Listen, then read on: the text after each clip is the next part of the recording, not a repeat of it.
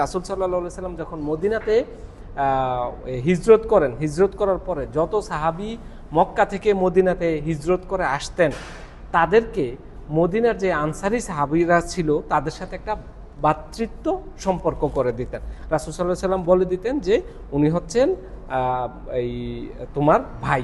তো ভাই হিসাবে ওই আনসারি সাহাবায়ে কেরামরা কি করতেন, তার সম্পদকে ভাগ করে দিতেন।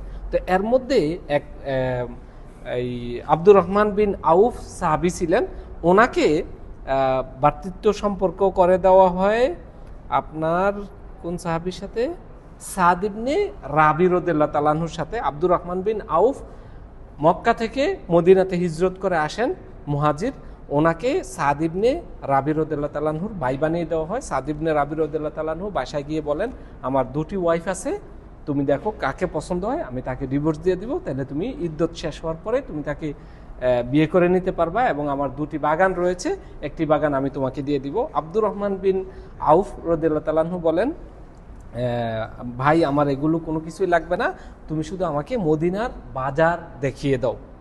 তারপরে কিছুদিন পরে উনি